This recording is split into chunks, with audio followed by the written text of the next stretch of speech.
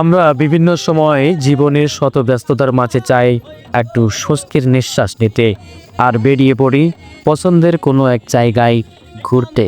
এখানে একটা নতুন সৌন্দর্য এবং দেখার মতো, ঘোরার মতো এবং ঈদ উদযাপন করার মতো একটা সৌন্দর্য জায়গা। তার জন্য আমরা এখানে আসছি যে একটু ঘুরে আসি।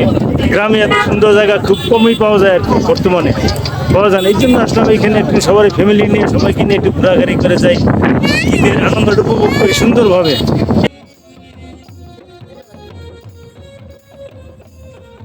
ঈদের আনন্দ ভাগাভাগি করতে শিশু কিশোর সহ নানা বয়সীদের পদাচারণায় মুখরিত হয়ে উঠেছে এই দৃষ্টিনন্দন জায়গাটি। হ্যাঁ, জামালপুরে অনেক সুন্দর জায়গা আছে, তার মধ্যে আমাদের মাদারগঞ্জ হাই রোডে অন্যতম একটি জায়গা। মাদারগঞ্জকে যদি রিপ্রেজেন্ট করতে হয় তাহলে হাই রোডের মাধ্যমেই অনেকেই চিনে জানে, অনেক দূর দূরান্ত থেকে আসে।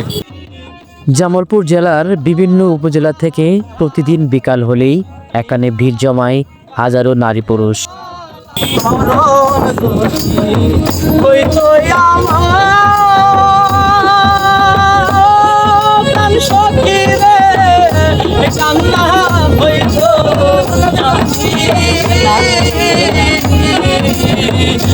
কান্তে কান্তে আলোর তোকে আমার নাই বলে নচিরে মালা